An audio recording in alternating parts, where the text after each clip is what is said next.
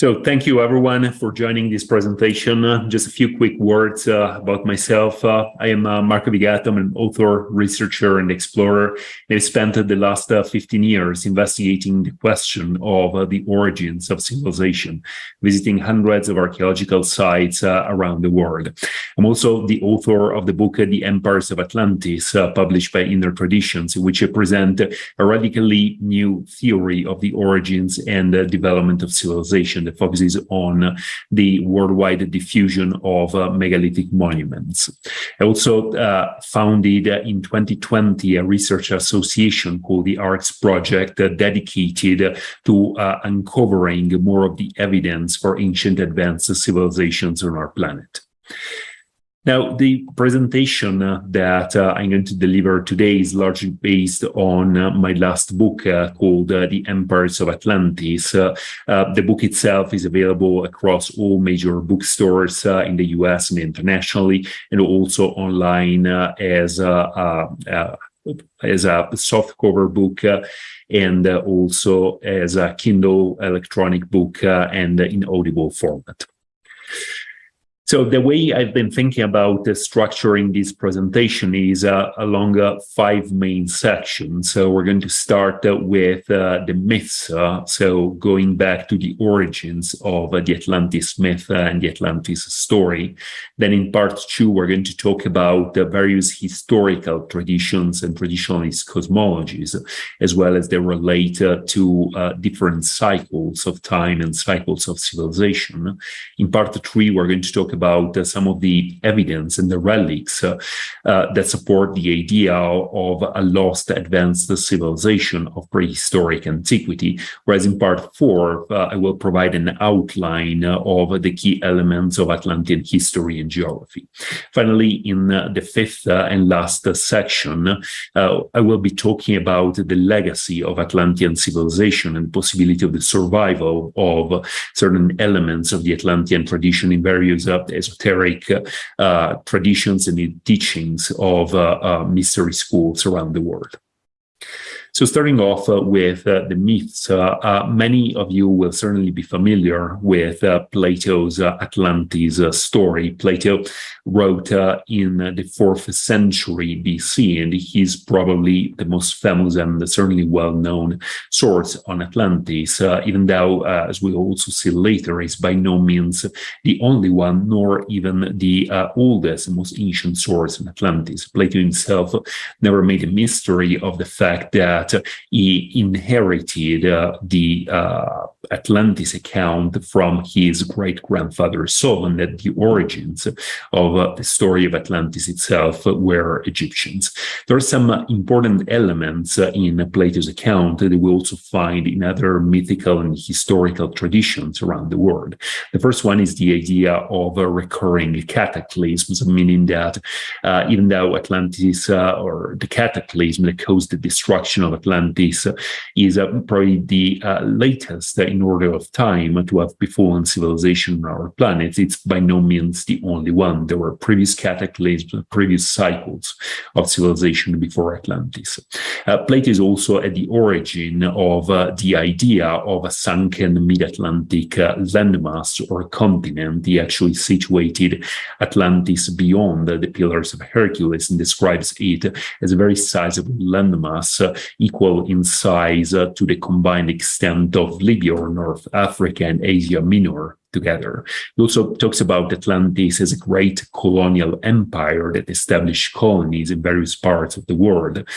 both on what he calls the continent beyond, by which we may understand the American continent, as well as in the Old World, in Egypt and in Europe, as far as Tyrrhenia or Italy.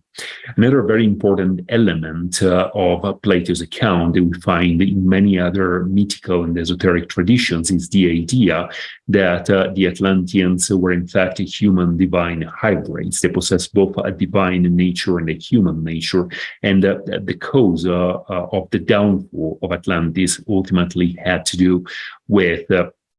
the prevalence of the human nature. It was ultimately a fall into materialism and the loss of the spiritual origins of the original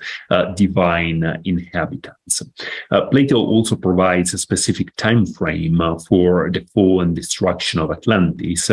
which he says occurred 9,000 years before the time of Solon, which would situate it around 11,600 years ago. And as we will see, is a very significant time frame, which just so happens to coincide with a time of great terrestrial upheavals, which geologists and scientists know as the Younger Dryas. Of course, Plato himself mentioned that the source of his Atlantis story was originally Egyptian. So if we look at the records of Egypt, that's where we find what are possibly the earliest descriptions of Atlantis, or at least an account very similar in many respects to Plato's Atlantis story. What is portrayed here is a set of hieroglyphic texts from the Temple of Edfu in Upper Egypt that tell the story of how the primeval island of the gods was destroyed in what appears to have been a cosmic cataclysm caused by an enemy described as a snake, after which survivors from that lost primeval homeland resettled in different parts of the world, eventually colonizing Egypt and setting up the basis and the foundations of dynastic Egyptian civilization. There are also very similar myths across the Atlantic. Here are some images from a site called Xochicalco, located just south of Mexico City in central Mexico. There we find a very remarkable structure. It's a pyramid built of huge basalt stone blocks that appear to tell a story very similar to that of Plato's Atlantis and of the Edfu building texts. It's also the story of a land identified as the primeval land of the gods, the homeland of the god Quetzalcoatl, that is destroyed by an enemy, which interestingly is also described here as a snake, which we may take as a symbol, as a representation of a comet or some other cosmic phenomenon that causes the destruction and the sinking of this island, which is here represented in the form of a flaming temple on top of an island itself, containing a glyphic name which may be interpreted as Nine Wind or Nine Eye of Reptile. There's also a representation of the god Quetzalcoatl, which can be seen fleeing from the primeval island as it sinks in the ocean on board of a raft of snakes, whereas the rest of the bas-reliefs seem to refer to the foundations of the gods, meaning cities and other settlements were founded by Quetzalcoatl and his companions upon their arrival in Mexico. Now, something curious about these different myths from across the Atlantic is the fact that they seem to point to a same location for the primeval homeland of the gods. So we have myths in Egypt and from Greece that talk about a primeval island located, in this case, to the west of Europe and North Africa in the mid-Atlantic Ocean. But we also find very similar myths across the Atlantic in the New World, in Mexico, Central America, and South America that talk in very similar terms about a primeval land that sunk this time to the east of North America. So both sets of myths seem to refer to the same cataclysm, to the same location from which civilization spread to both the Old and the New World. Even the Bible seems to preserve the memory of a cataclysm that is very similar to Plato's description of the fall of Atlantis. We have examples of that both in the New Testament and the Old Testament. In the New Testament, many will be familiar with the description of the fall of the Great Babylon in the book of Revelation, which in many respects appears to have been modeled on Plato's description of the fall of Atlantis. Atlantis. Babylon is described as a city sitting upon many waters, whose downfall is brought about by a star from heaven. Again, a very close parallel with Plato's description of a celestial cataclysm as the cause of the sinking and of the destruction of Atlantis. But we even have very similar descriptions to Plato's Atlantis in the Old Testament, particularly in the book of Ezekiel, and around the prophecy of the destruction of Tyre. Now, something interesting about the book of Ezekiel is that it was composed in the 6th century BC, so it represents a pre-Platonic writing, an independent account of what appears to be a cataclysm. In this case, the narration is takes the form of a prophecy of the destruction of the fall of the Phoenician city of Tyre. But at the same time, there are many references to what appears to have been an earlier cataclysm and to the fact that Tyre will follow the same fate as an unnamed land or civilization that appears to have been destroyed in remote antiquity. And once again, in terms very similar to Plato's Atlantis. Now, if we also analyze the worldwide diffusion and distribution of flood stories, what we find is over 200 separate and independent accounts around the world. They talk about a global cataclysm that occurred in remote antiquity and that was responsible for the near complete destruction of mankind. Once again, many will be familiar with Noah's story from the Bible, but this is only one of literally hundreds of similar accounts from around the world. The details of these accounts differ in the sense that some talk about a global flood, some others talk about the rain of fire, for instance, or some other cataclysms, including a deep freeze or a glaciation, which all appear to have been different phenomena associated with the events of the end of the last ice age, whereas civilizations and peoples living in different parts of the world would have witnessed different types of phenomena and the effects of climate change in different ways. A fact that's been confirmed by science is that since the end of the last ice age, approximately 11,000 years ago, global sea levels rose by as much as 122 meters or over 400 feet. What you can see here on this chart on the left-hand side in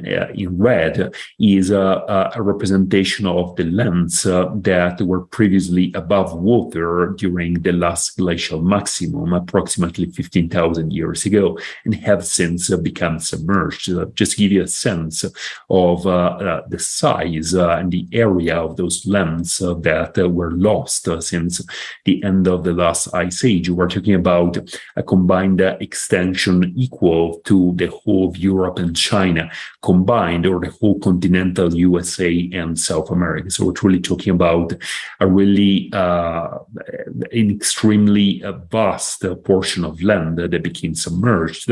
And if we also look at the distribution of those lands, we're probably talking about some of the most fertile lands in the world at the time, exactly where you would expect and imagine to find the center of an ancient advanced civilization. Now, as we move on into the next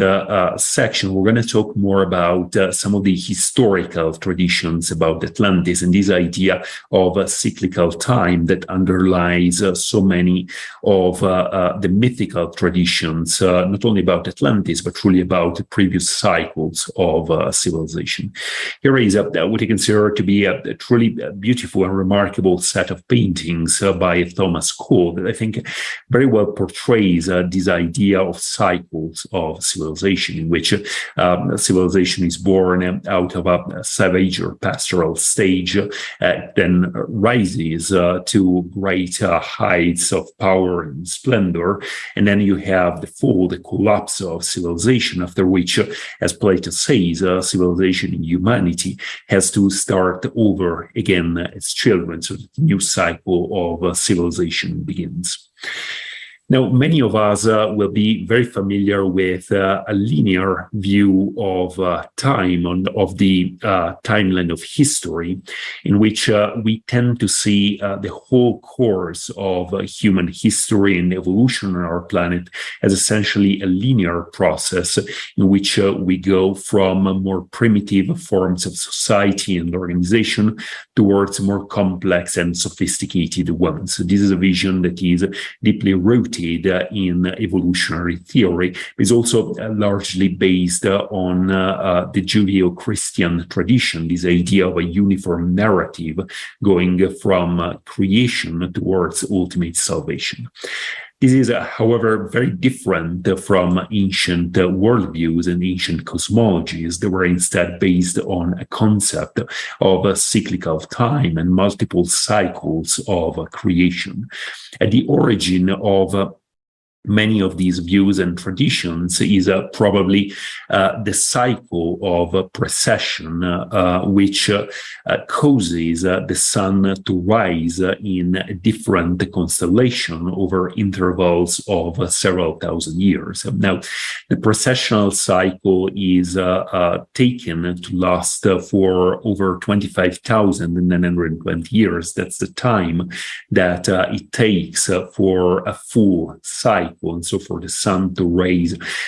again against the same astronomical background. And the precessional cycle is conventionally divided into 12 precessional hours, represented by different zodiacal constellations. There are also some very important numbers that we'll find appear very often in ancient myths, ancient traditions relating to previous cycles of civilization, which all appear to be multiples of the number 12. Some of these are very significant numbers as they relate to the precessional cycles, and as I said, also to different cycles of civilization. There are also a number of different hypotheses that have been formulated concerning how the precessional cycle, far from being just an astronomical phenomenon caused by a wobble in the Earth's axis, may actually be related to some broader cosmic causes. One model in this sense is the one that suggests the ultimate cause of a precession is not this wobble in the Earth's axis, but rather the fact that the Earth and the whole solar system is in fact orbiting or is part of a binary system with another star, very likely the star Sirius, and that these may in fact account not only for precession, but also for the shifts in consciousness and in the terrestrial medium in general that seem to accompany the transition from one precessional or cosmological age to another.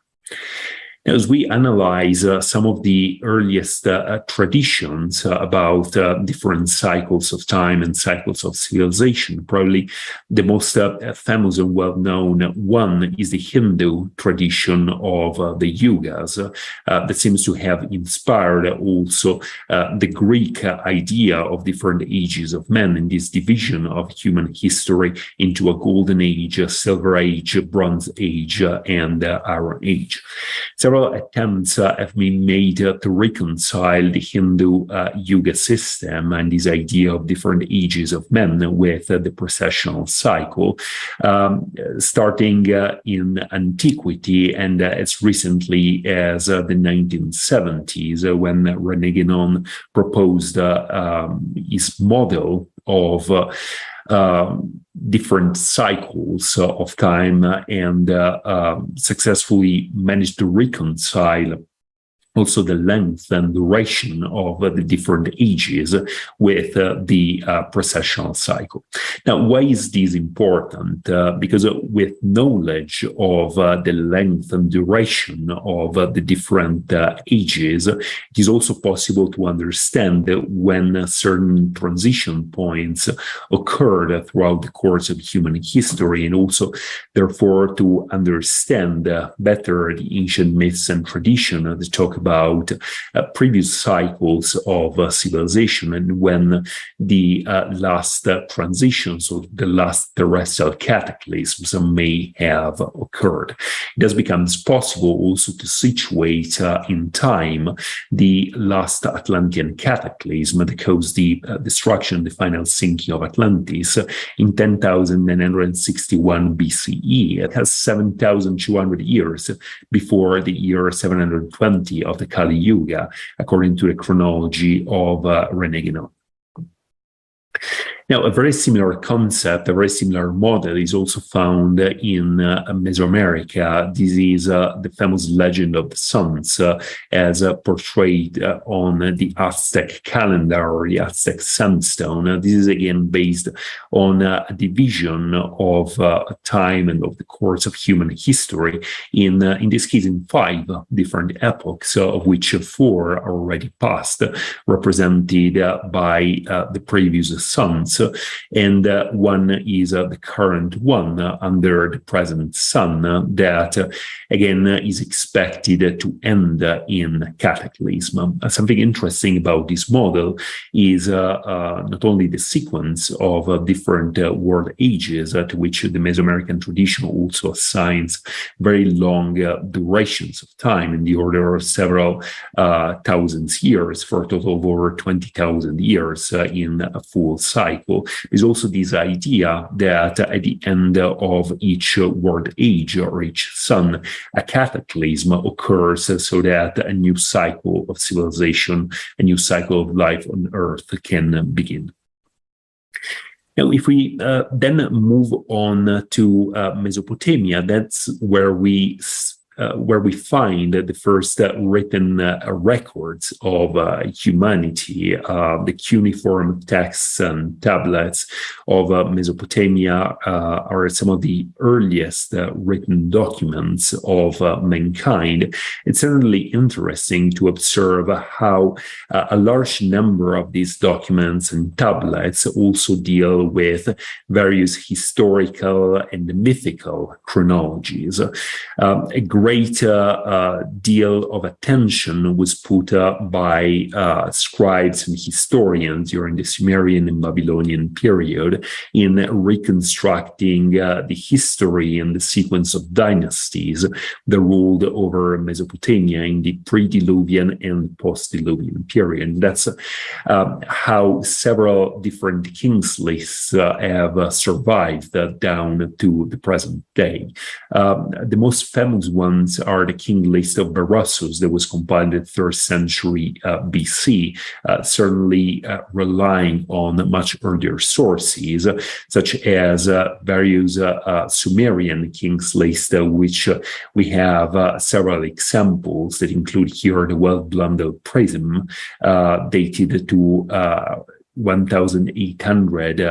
BC, as well as Nippur Tablet B. These are some of the oldest written documents of mankind. They actually project the origins of civilization, in this case of Mesopotamian and Sumerian civilization, in very remote antiquity. These documents speak of several dynasties stretching for tens of thousands, if not hundreds of thousands of years in the pre-Diluvian and post-Diluvian period. There's something interesting in going back to this idea of our relationship between cycles of civilization and the precessional cycle, is that many of these numbers here appear to be also exact multiples of the precessional cycle. We have here, for instance, the total given by Berossus for the antediluvian dynasties of 432,000 years, which is again a significant precessional number. And then you also have several of the lengths of reign attributed to the different kings that seem to have a direct relationship with the precessional precessional cycle. Another important element that we can derive from these lists is the date for the Great Flood, or at least the first cataclysm, as we'll see later, what I will later refer to as the first Atlantean cataclysm, that Berossus dates to the year 34,654 BCE. Similar kings lists have also been found in Egypt. Here are some of the most important ones that included the Turin king list, the list of Manetho, but there are several other ones that contain different fragments of Egyptian chronologies and kings list. Probably one of the most famous sources for our understanding or reconstruction of the different sequence of Egyptian dynasties and kings is the Turin king list. The Turin king list contains on one side of the papyrus a list of the historical kings of Egypt that reigned beginning with King Menes in 3100 BCE. But then the other side of the papyrus contains a list of the semi-divine kings that ruled over Egypt in prehistoric times. Once again, adding up to very remarkable totals in terms of numbers of years of over 30,000 years. So going back to pretty much the same time period as the other Sumerian and Babylonian kings lists. Now, all of these also finds a reflection in various esoteric cosmologies. Of course, in the system of theosophy and many traditionalist schools, there is this idea of several different previous cycles of civilization or root races of humanity preceding our own, so that the present humanity is in fact or does in fact represent the fifth cycle of civilization on Earth, against something that finds a parallel in the Mesoamerican legend of the sun, as well as in the Hindu doctrine of the Yuga cycle and many other historical mythical traditions from around the world that talk about different cycles of civilization ending in cataclysm. Now, in the system of theosophy, there are actually 7 root races in the present cycle, of which the present humanity represents the 5th or Aryan humanity, with 2 more root races, the 6th and the 7th, that have not yet appeared. In this system, the Atlantean root race represents the 4th root race, being the one immediately before our own. Something also interesting in this system of esoteric cosmology is the fact that the first appearance of life or civilization on Earth is attributed to the incarnation or manifestation of some spiritual beings or entities on the physical plane, with the beginning of the polar and hyperborean races as some still largely ethereal and immaterial races. This is something that we find also in Plato's account of Atlantis, when he talks about the divine origins of the Atlanteans as resulting from what we may in fact consider to be the incarnation of a divine principle represented by the god Poseidon in a human, in the material body of Plato. So this is again a foundational element of many world traditions and mythologies, this idea that at the origin of human civilization is really the incarnation or the manifestation on the physical plane of some higher spiritual beings. Now, something interesting happens when we compare these different traditions of cycles of time and the chronologies provided by various of the esoteric and mythical traditions with the timeline of human history. Now, if we assume and we take as a reference date that of the sinking of Atlantis, the time of the second Atlantean cataclysm, around the 13,000 10,000 years ago, or in 10,961 BC, according to Genon's chronology, as the peak of the last golden age. What we find is that we are right now coming out of the Iron Age, just beginning the slow ascending path into a new golden age, something which is, again, consistent with Hindu mythology. Then if we go back one full cycle of 25,920 years, so one full precessional cycles, in order to get to the previous golden age, that's when we find the first Atlantean cataclysm. We go back to a time around 36,000 years BCE, which is very close to the date provided by Berossus, for instance, and by several Sumerian and Babylonian accounts for the first flood. So it's actually possible to overlap these different chronologies and mythical traditions from around the world with different cycles of time based on precession. So we will then explore later on throughout the course of the presentation is how the cycle of Atlantean humanity then maps on these broader cycles of civilization and life on Earth, and also how it intersects with the cycle of the present Aryan humanity. This is, again, a division that we will refer back to in the rest of the presentation, particularly as we talk about the different periods of Atlantean history. But we can roughly divide the course of Atlantean civilization into 5 main periods. We have the first Atlantean period that goes from the first appearance of anatomically modern humans on Atlantis, very well over 500,000 years ago, down to the first Atlantean cataclysm in 36,000 BCE. There is then a dark age following that first Atlantean cataclysm, and until the foundation of the Second Atlantean Empire, about 24,000 years BCE,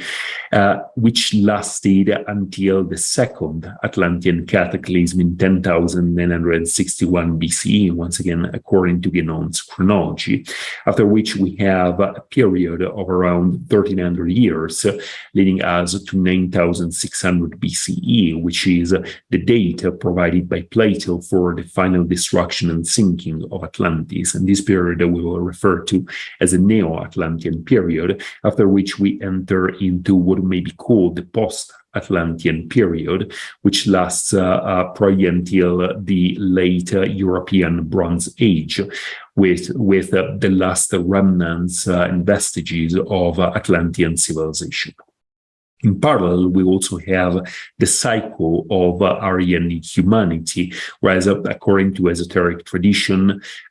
these Aryan cycle began at the time of the first Atlantean cataclysm, the first destruction of Atlantis, centered in Central Asia and the region of the Gobi Desert. And we also see the rise in the appearance of an Atlanto-Aryan civilization resulting from the fusion of the original Atlantean element with the new Aryan element in the aftermath of the Second Atlantean cataclysm and throughout the Neo-Atlantean and the post-Atlantean period. Now, a very important question has to do with the origin of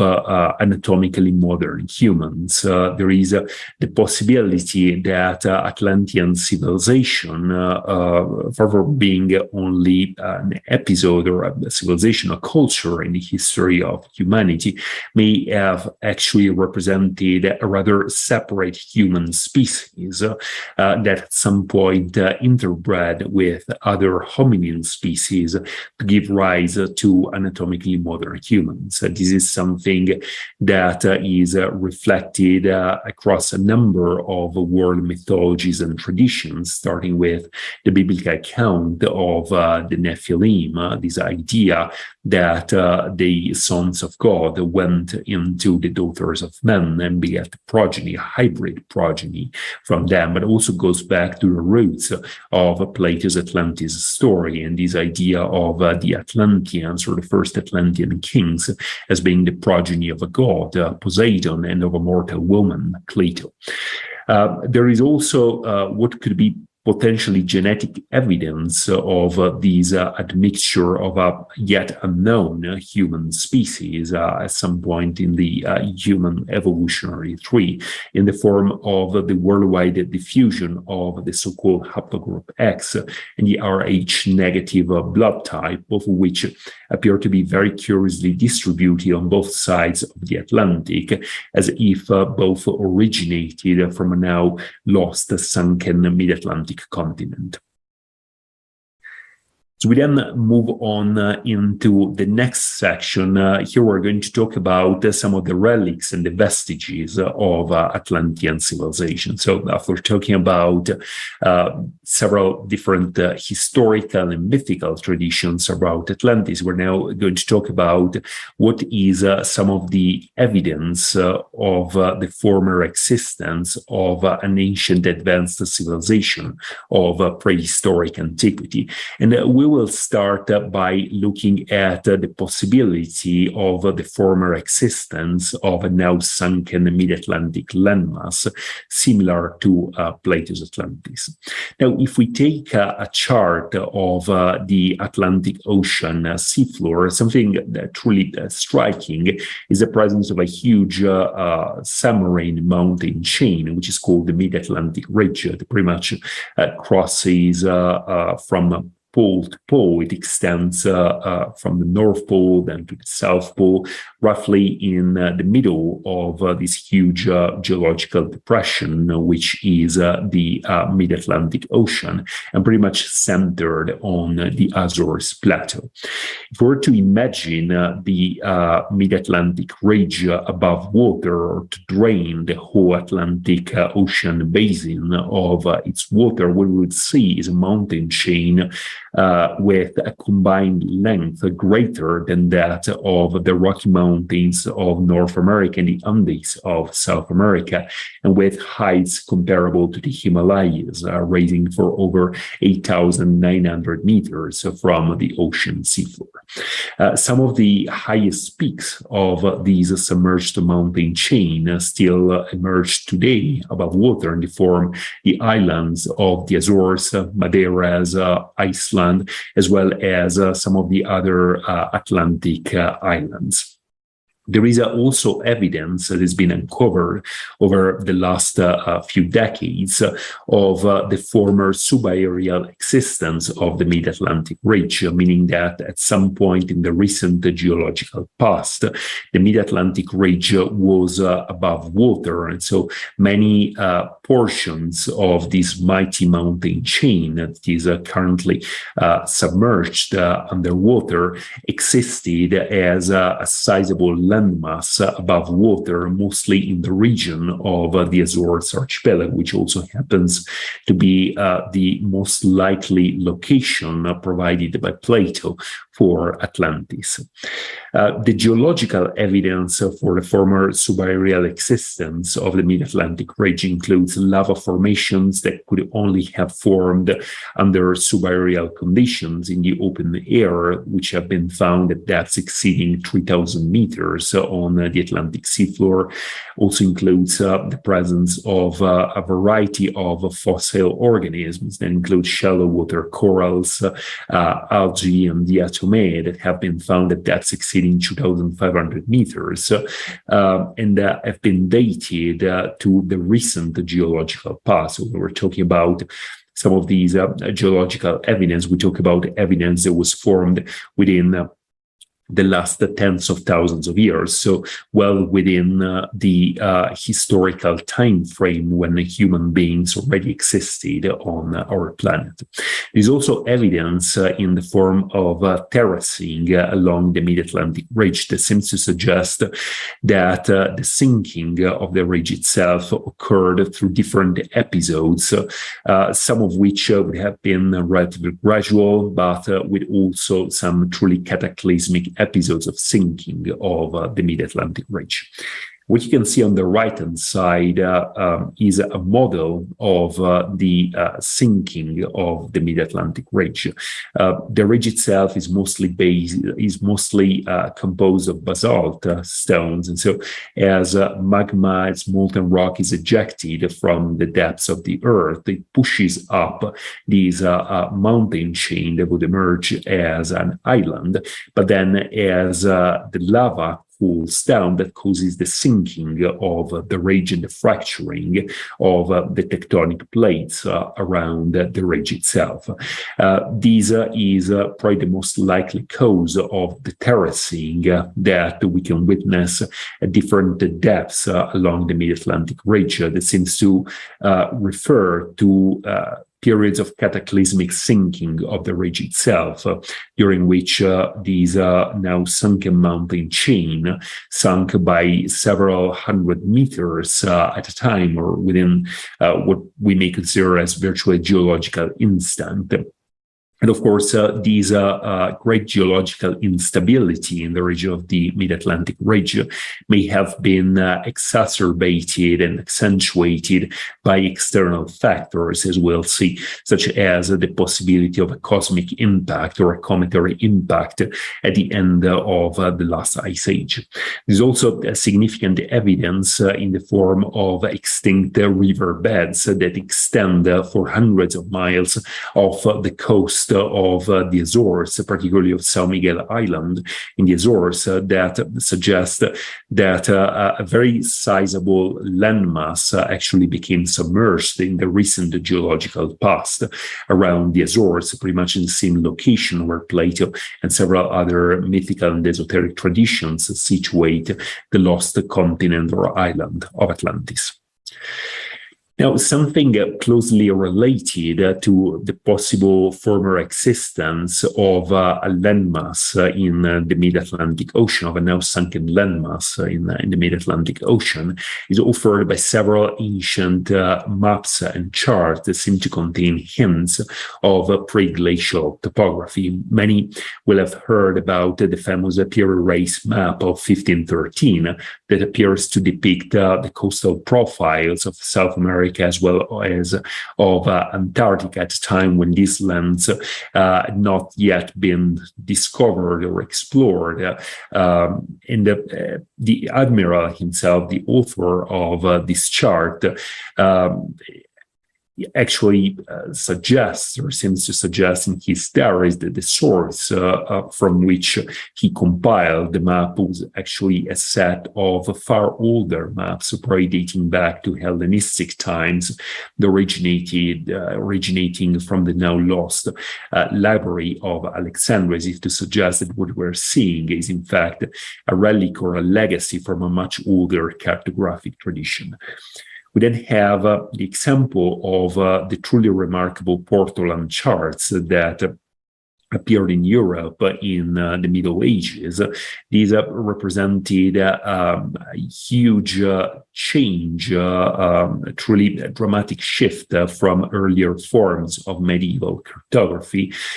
These are not only extremely accurate maps that correctly report the latitude and longitude of different ports and coastal features, but also the level of accuracy in the representation and the depiction of the various coastlines and the projection techniques appear to have been far in advance of anything available at the time. One of the most important studies on the origin of Portolan charts was made by Royal Nicolai in 2016, in which he actually suggests a pre-medieval origin of these charts, which may have originated in very remote antiquity. Something that is worth mentioning is that many of these maps seem to contain hints at the pre-glacial topography, meaning that the profile of the coastlines of the lands depicted depicted on this chart does not seem to match the coastlines and sea levels as they were during the Middle Ages when these maps were allegedly drawn or compiled, but seems to show what the coastlines of Europe and the various different lands, including South America and Antarctica, even in the case of the Pierre Race map, would have looked like during the last glacial maximum, so that these maps may in fact be copies of far earlier maps whose originals may date back to the time of the last ice age.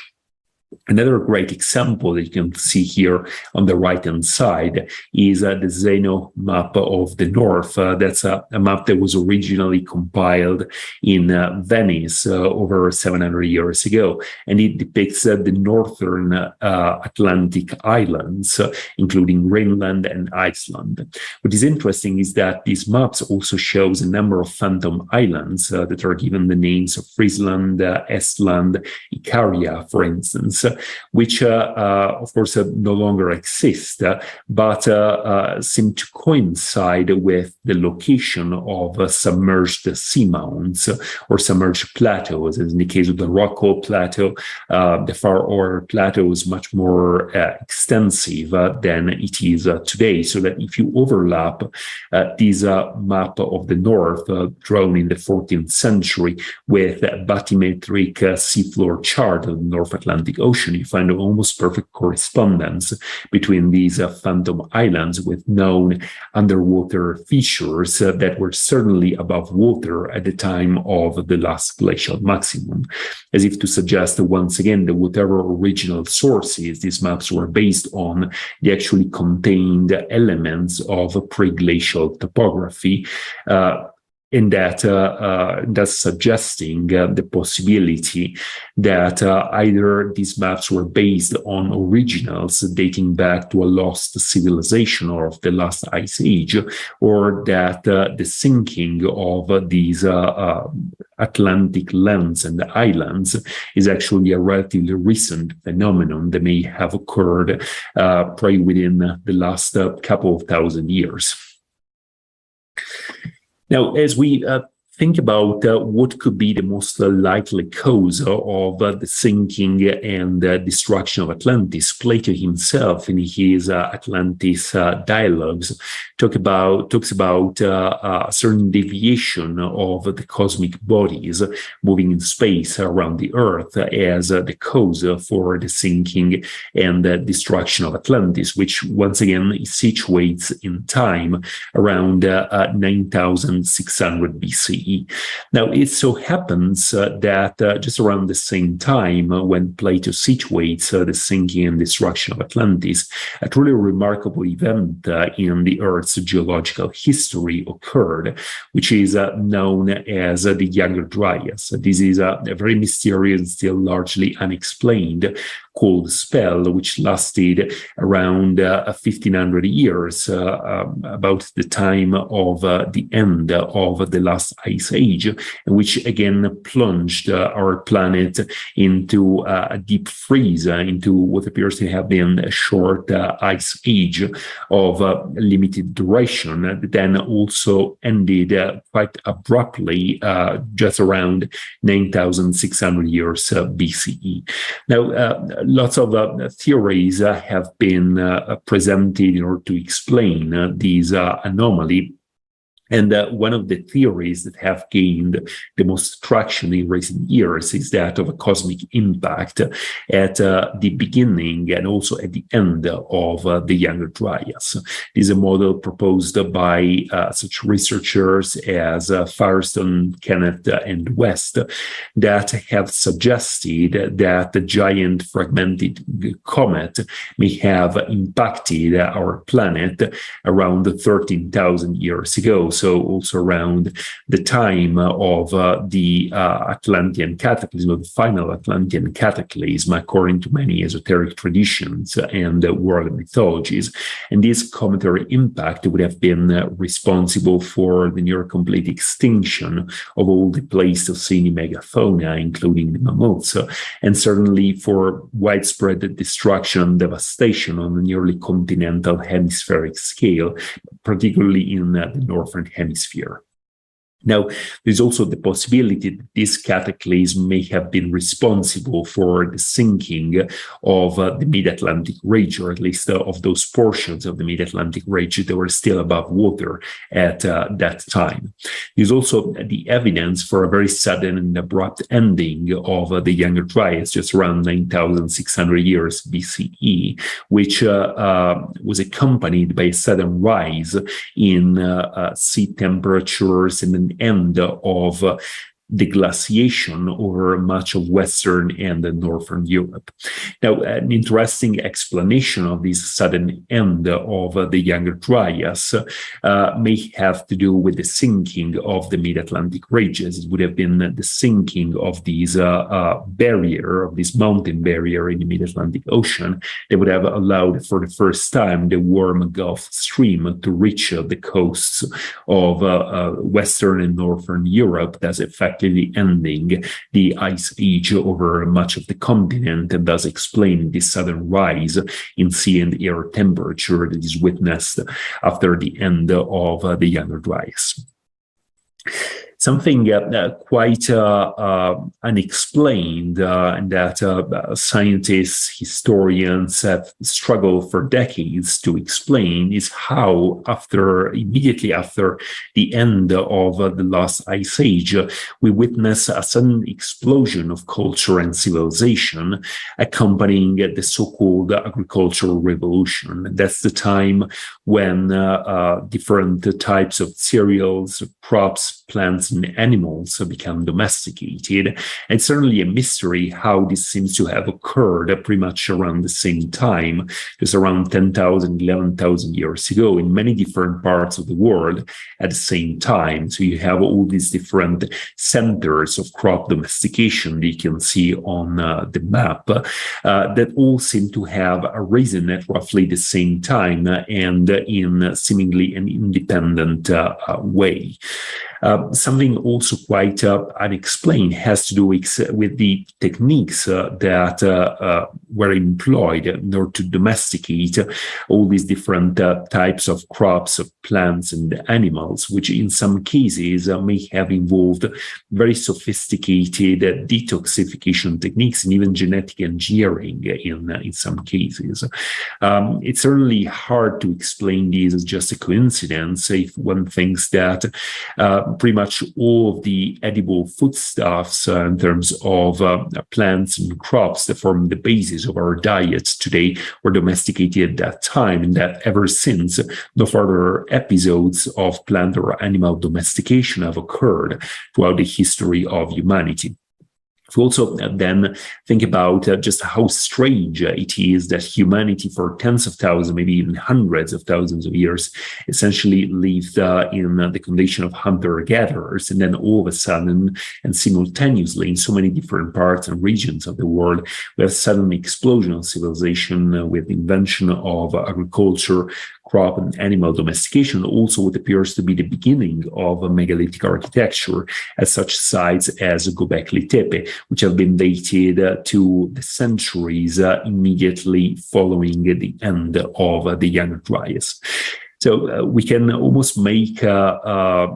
suggestion here that what appear to be independent cradles of agriculture may turn out not to be exactly independent, but rather the result of a colonization or of a scattering of survivors from a lost civilization of prehistoric antiquity that brought with them the seeds, the plants, the crop and animal, domesticated animal varieties to all these different lands, and also created for the first forms of stable and permanent social organization in these lands that they conquered and they colonized. Something that we find pretty much all over the world is this idea that civilization and agriculture in particular appeared as a gift of the gods. So never we're told that agriculture or the arts of civilization were developed through chance experimentation, through trial and error, but all of these great inventions and innovation seem to have arisen as if out of nowhere. And what we find in these different different mythical traditions this idea that these were essentially a legacy, an inheritance from the gods,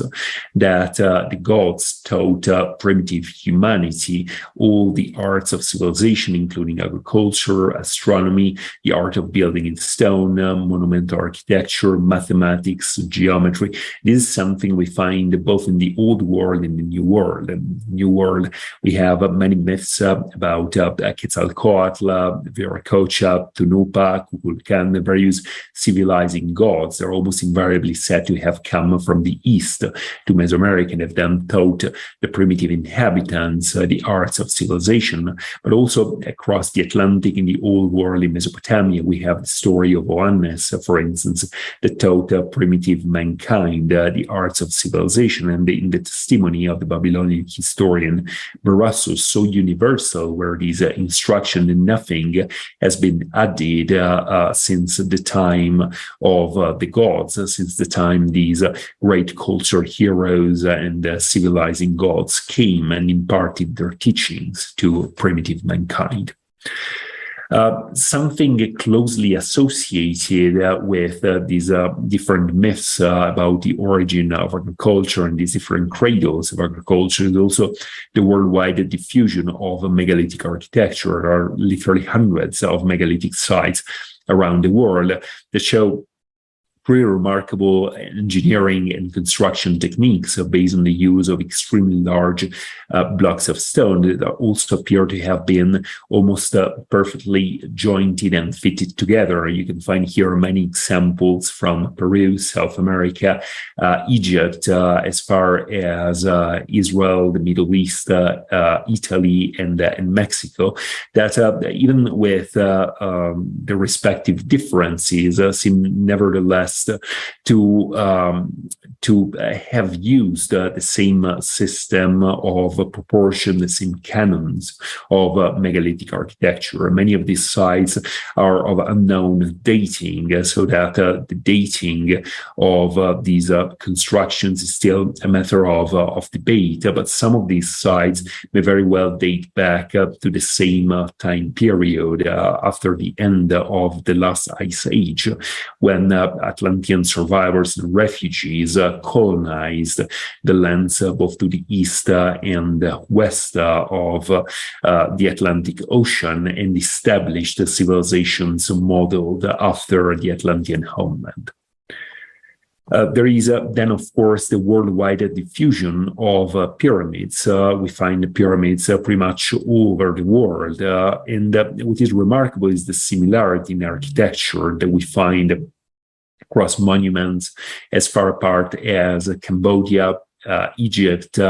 Central America, South America, and also the symbolic associations that surround these monuments as a representation of the primeval mound, the mound of creation, that's suggesting that the archetype of pyramid construction may be also of Atlantean origin. Talking specifically about the Great Pyramid, this is the structure. It's probably the most mysterious structure on Earth, and the one that many authors have traditionally associated with the idea of a lost advanced civilization of prehistoric antiquity, just because of the size of the structure and its engineering and architectural complexity that seems to have been far beyond the technical and the engineering capabilities of the local Egyptian inhabitants. Something important to keep in mind about the Great Pyramid, however, is that it is in fact a composite structure that was probably built over the course of several thousand years and whose construction probably progressed and proceeded in different stages. Something that I also suggest in my book, as well as in a series of articles that I've published on the subject, is that construction of the Great Pyramid may have started in the Neo-Atlantean period, so immediately after the Atlantean cataclysm and the beginning of the Younger Dryas,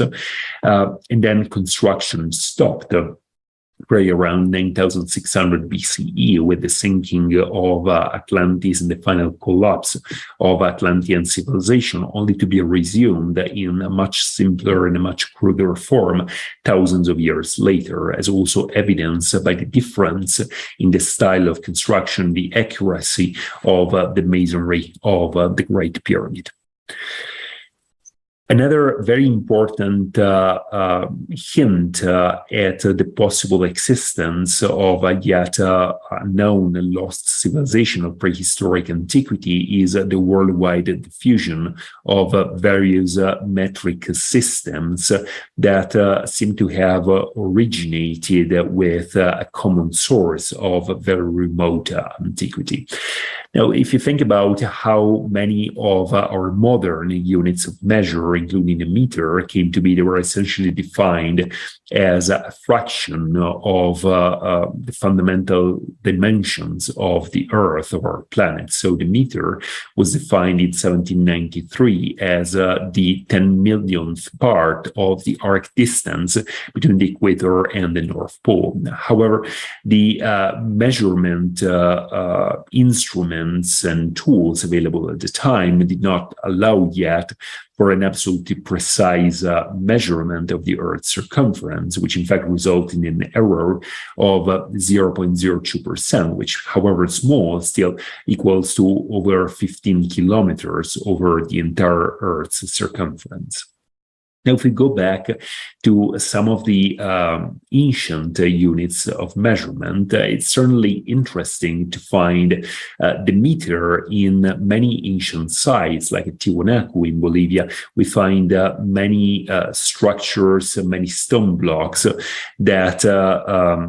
appear to have been measured in meters, or whose basic dimensions yield exact figures when measured in meters. But there is also then the question of several ancient units of measurement, like the Roman futa, the sacred cubit, for instance, the megalithic yard, that also seem to have been defined as exact fractions of the Earth's circumference, so that we may be able to express the polar circumference of the Earth as 135 million Roman feet, 63 million sacred cubits, 129,600,000 Greek feet. And these are very exact measurement with an almost negligible margin of error, far superior to the error in measurement that accompanied the definition of the meter. Another very remarkable observation is the fact that the equatorial circumference of the Earth can also be exactly expressed as 360,000 by 365.245 English feet, whereas, of course, 360 is the number of degrees in the circle, whereas 365.242 is the length of the solar year, so that these are ancient units of measurement seem to have, in fact, linked space and time. Some structures, like the Great Pyramid, appear to have been also designed as exact scale models and representations of the Earth. In the case of the Great Pyramid, it can be demonstrated that the basic dimensions of the Great Pyramid make it an exact scale model of the Northern Hemisphere on a scale of 43,200,000, which is once again a very significant precessional number. And this is exact to a level of accuracy which is far greater than that of the meter or of many of our modern units of measurement, once again prompting the question as to where exactly this knowledge originated and how it came down to the civilizations of the historical period. There is also the case for ancient advanced technology in the form of some very mysterious tool marks that are found on stones and at archaeological sites around the world. The evidence includes striations that are compatible with the use of high-speed drills, saws, and even circular saws. Of course, we have no direct evidence of these machines that have long disappeared, but what we can see in the form of tool marks on the stone itself is almost certain evidence that these machines existed in remote antiquity in order to produce the type of striations and the type of tool marks that we can observe. One truly remarkable example you can see here on the left-hand side is that of an almost perfect circular cut on a block of granite from the site of Abu Rawash in Egypt, which is the site of a ruined pyramid, almost contemporary with the Great Pyramid of Giza, that could only have been produced by a rotating saw with the enormous diameter of over 70 meters or over 23 feet, which you can find a representation or reconstruction below, but also many more examples you can see in some of the other pictures of drill marks, drill cores drilled in granite or basalt at speeds in some cases as testified by the feed rate and by distance between the different striations and grooves, in some cases equal or even exceed those of the finest diamond tools of today, and all of these at a time when the best available tools would have been copper chisels and stone tools. Similar evidence of advanced stonework and advanced stone cutting technology is also found in South America, in Peru, in central Mexico, where you have those truly remarkable artifacts made of obsidian, which is a very fragile volcanic glass, which was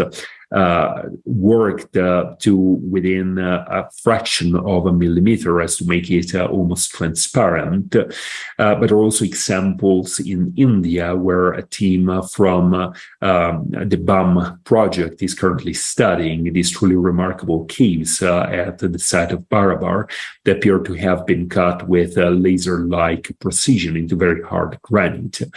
Some of the evidence for ancient advanced technology actually goes back several thousand years. You have one example here of a bracelet, what appears to be a bracelet from the site of Asikli Hoyuk in Turkey, which has been dated to 7000 BCE and appears to have been made of obsidian with a level of polish and precision which, according to the authors of the study, is in fact comparable to some of the finest telescope lenses of today. So again, all of these suggests the former existence of advanced forms of technology in remote antiquity, of which a legacy may have survived also well into the historical period. Now, talking about what is probably the ultimate relic, an idea or a concept that it is found in many mythologies throughout the world, is this idea that humanity was essentially created by the gods as a slave species in order to perform the work of the gods. There are many examples of these in the Babylonian epic of Atrahasis, for instance, where it is said that mankind was created to carry the burden of the toil of the gods. There are also some very specific descriptions of the process that was followed in order to create the first anatomically modern human, by mixing what is described as the divine element with what is probably an hominin element coming from one of the several different hominin species, including Neanderthals or Denisovans, Homo erectus that existed on Earth at the time. Similar accounts are also found in Mesoamerica, like in the Popol Vuh, the sacred book of the Mayas, that seems to describe several different creation attempts by the gods before present mankind. Now, something interesting is comparing these mythical traditions with the evidence for the appearance of the first anatomically modern humans, particularly the so-called Cro-Magnon invasions into Europe. Cro-Magnon men appears very suddenly in different waves. So scientists have identified at least three major waves of colonization of the European continent continent, each one associated with different stone tool tradition. The first one being called the Origination, starting around 40,000 BCE, then the Solutrean, the Magdalenian, and the Azilian, lasting up until around 10,000 BCE. All these different invasions seem to have followed a period of significant geologic instability in the mid-Atlantic Ocean, and they almost invariably appear to have originated from the west, so from the direction of the Atlantic Ocean. Something remarkable about Cro-Magnon men is the fact that these human species, or these kind of anatomically modern humans, seems to have possessed a brain size between 50 and 80% larger than that of other hominins existing at the time, with a peculiarly elongated shape of the skull, a strong and powerfully built body structure. Most of the individual whose remains have been found in graves dating back to the Aurignacian Solutrean period at heights in excess of 6 feet. So these would have been veritable giants for the time. And all these findings seem in a way to corroborate and match the various mythical accounts of the creation of mankind, as if anatomically modern humans were in fact the result of hybridization between Atlantean men, or Homo Atlanticus, which represented in a way the divine portion, and some other hominin species then existing at the time. Right, so in this fourth section, we're actually going to provide some elements of Atlantean history and geography. So that's the section called The Empires of Atlantis, in which we're going to examine the overall course of Atlantean civilization. Something important to keep in mind, particularly for those of you who will be familiar with Plato's Atlantis story, is that even though most of the traditions of Atlantis tend to focus on the downfall and the final destruction of Atlantis as a point-in-time episode, certainly this civilization existed for many thousands of years. There were probably several cycles of Atlantean civilization. This is what I've been trying here to put together and reconstruct in this table. So roughly speaking, we can talk about four main periods of Atlantean civilization. The first Atlantean period that goes from the very first appearance of anatomically modern humans on Earth around 500,000 years ago, down to the time of the first Atlantean cataclysm. And that's a time when, according to the esoteric tradition, and particularly according to Edgar Cayce, a war started on Atlantis between two different factions, being the Sons of Belial and the Children of the Law of One, which resulted in a fragmentation of Atlantean society, possibly also in some sort of semi-scientific interference with the balance of nature, which ultimately resulted in the first Atlantean cataclysm. The second Atlantean period then witnesses the birth of the second Atlantean Empire around 17,000 years BCE. These also coincides in esoteric chronologies with the beginning of the so-called Silver Age, or the Treta Yuga, and in the system of different world ages and root races of theosophy also coincides with the appearance of Aryan civilization, of Aryan humanity in Central Asia, from an offshoot of Atlantean civilization from the time of the Atlantean Civil War. This is also time when we witness a direct confrontation between the Atlantean civilization, the last remnants of Atlantean civilization, and the nascent Aryan Empire, which we find descriptions in the Hindu epics of the Mahabharata and the Ramayana. Then after the Younger Dryas cataclysm, we have what we call the Neo-Atlantean period.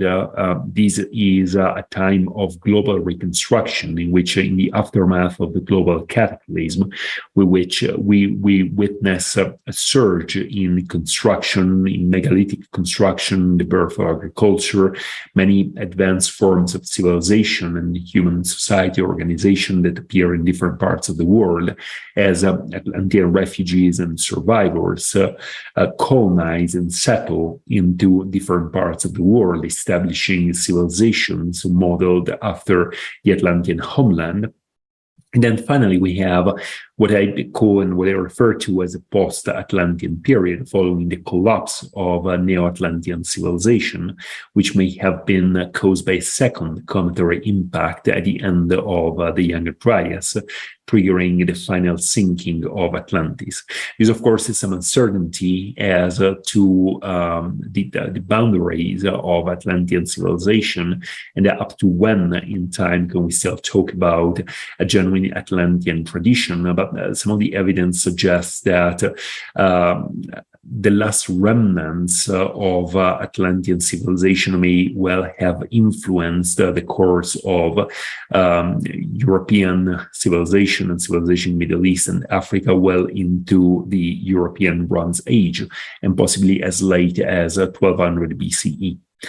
Now, this is just a representation of the first Atlantean period that shows the geological history and evolution of Atlantis, which certainly had its largest landmass during the late Tertiary and early Quaternary period, and then following the gradual sinking and submersion of the mid-Atlantic ridge, lost various portions of land, up to the point when Atlantis was in fact only reduced to a relatively small island that coincided with the Poseidonis of Plato, occupying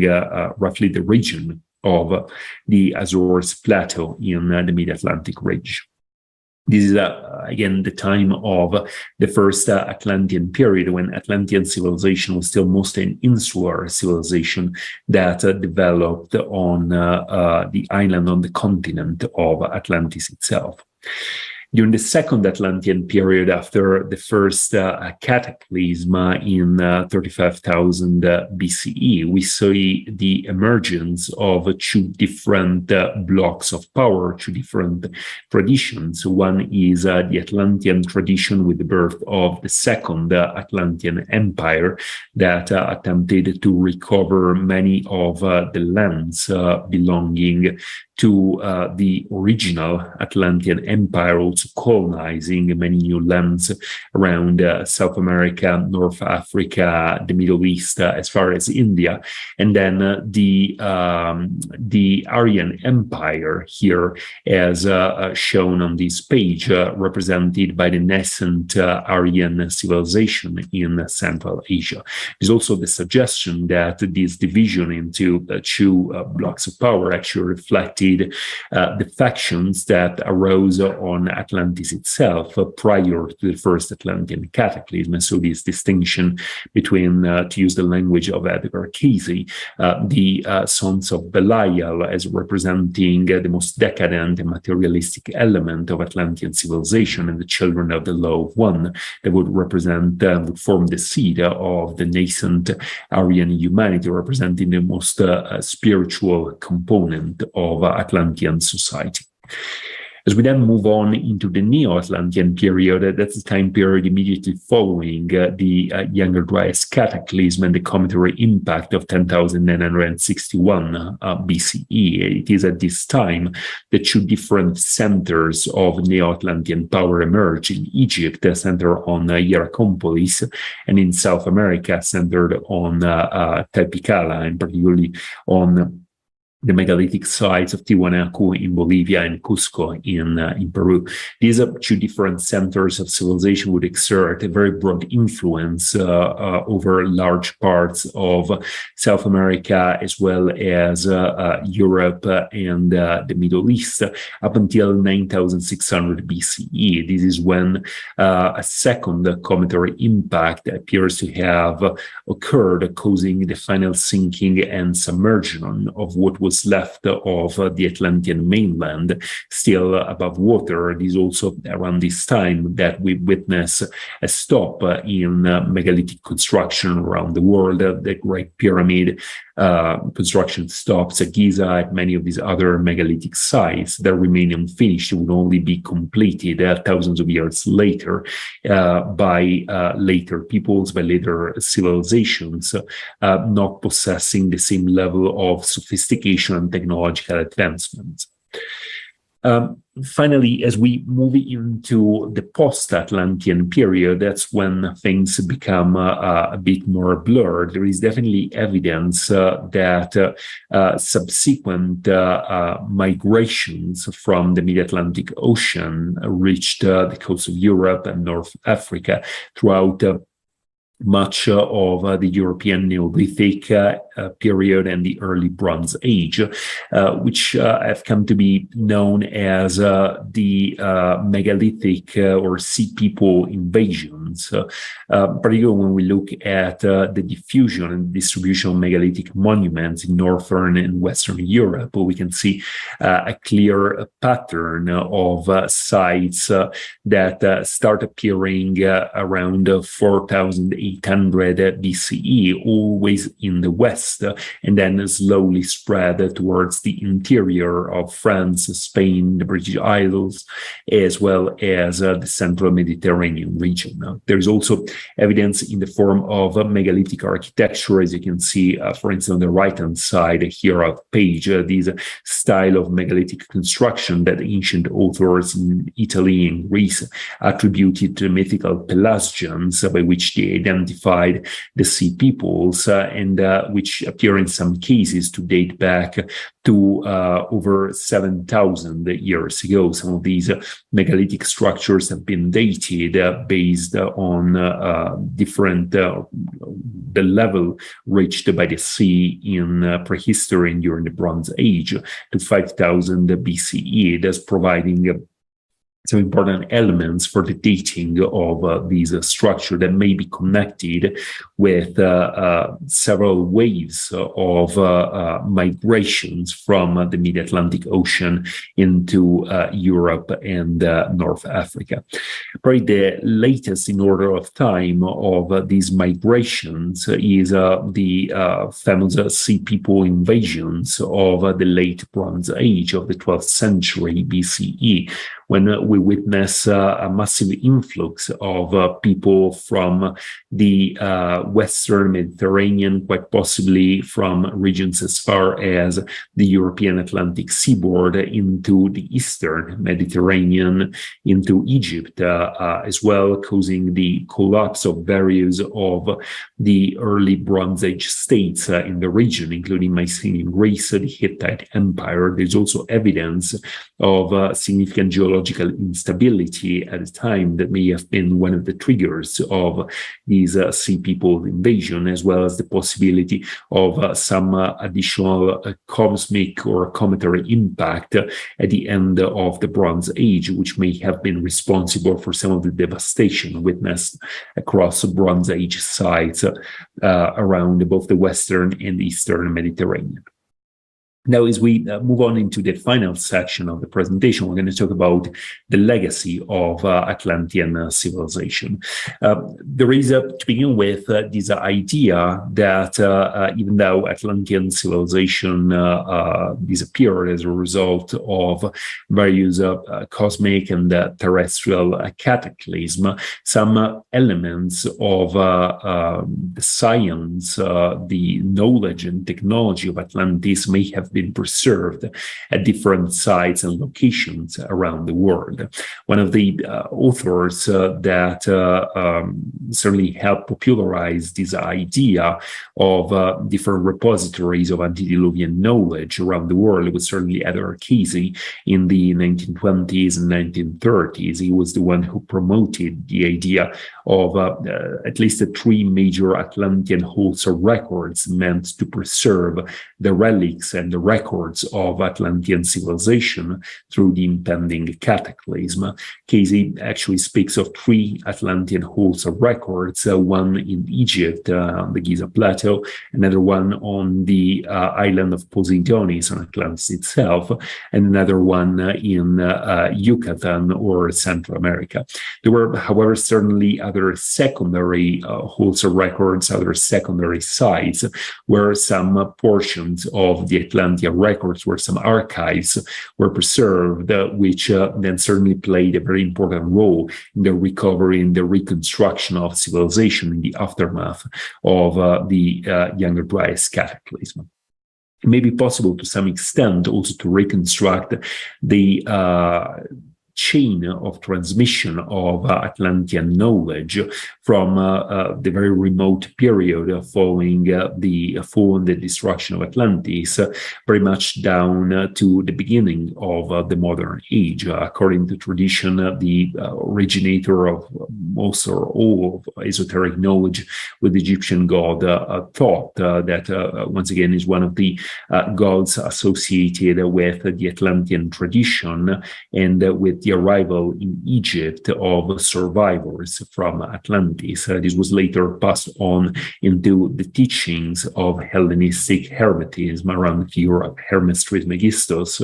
And then after the fall of the Roman Empire and the fall of the classical world, much of the legacy of the Hermetic tradition was preserved at places like Haran in southeastern Turkey, which was the seat of a very important university and center of learning. After that, some of this knowledge may have been transferred to Constantinople. This is particularly after the destruction of Iran by the Arabs first, and then by the Mongols. And then with the fall of the Byzantine empires and the time of the Crusades, it is quite possible that some of this knowledge may have been passed on first to the Cathars and then to the Knights Templars. And this is how this may have reached Europe during the 13th and 14th century, at the same time as we witness, for instance, the birth of Gothic architecture in Europe, resurfacing of interest in sacred geometry and many elements of the primordial tradition, down to the time of the famous Rosicrucian manifestos in the 1600s, seem to portray a vision of the renewal of the world, of a rebirth of the primal tradition, which is very much in line with the teachings of Hermetism and of various of these other esoteric and mystery schools of antiquity. If we just have a few concluding remarks here on this idea of a new Renaissance, why is this important for the people of today, for the mankind of today, to go back to the Atlantean past and learn more about the teachings of Atlantis? Part of the reason has to do with the fact that our own civilization seems to be going down very much the same path as Atlantis, which is a path of materialism, but also of scientific progress, which of course comes with very significant risks for the survival of our own civilization. There is also the possibility of a rediscovery of the legacy of the Atlantean past, pretty much in the same way as the rediscovery of the legacy of the inheritance of Greece and Rome was what ultimately triggered a Renaissance period in Europe. The rediscovery of the legacy of Atlantean science and technology truly has the potential of triggering and opening up a new golden age for mankind, which, as we see here also in some of these quotes from various ancient texts, was effectively prophesized since antiquity, this idea of a renewal of the world, of a resurrection of the Atlantean tradition, so that as our own modern humanity is also fast approaching the end of the cycle, with the beginning of a new cycle, of a new golden age, we actually have also the potential for restoring much of what was lost at the time of the fall of Atlantis and the last terrestrial cataclysm. Just want to conclude with a few remarks about the ARCS project. As mentioned, this is an initiative which started a few years ago with the objective of searching for some of the physical evidence of ancient advanced civilizations on our planet. The ARCS project is now actively sponsoring and supporting various projects and research expeditions around the world, aiming at uncovering some of the records and legacy of Atlantean civilization. Much of these projects are now focusing on Mexico and Central America. They involve the use of the latest technologies, such as ground-penetrating radar, electrical resistivity for the detection of underground anomalies, as well as the mapping and documentation of ancient sites. They may yield important pieces of the puzzle of the origins of ancient civilization. So I invite you to also follow and visit our webpage, www.arcsproject.org, for more information on our projects and activities around the world. And with these I will conclude the presentation. Again, a reminder on the book, The Empires of Atlantis, which is available in all major bookstores throughout the US and international. It's also available online on Amazon in Kindle format, as well as an audiobook. In the book itself, you will find many of the same content that I've discussed in this presentation, of course, in much greater detail. The book itself is accompanied by a very extensive bibliography, so it can also be used as a source and reference book, and also contains dozens of illustrations, many of which also appear in this presentation, as well as color plates. So with this, I conclude this presentation, and thank you very much for your attention. I also invite you to follow me on my website, www.marcovigato.com. Thank you very much for your attention.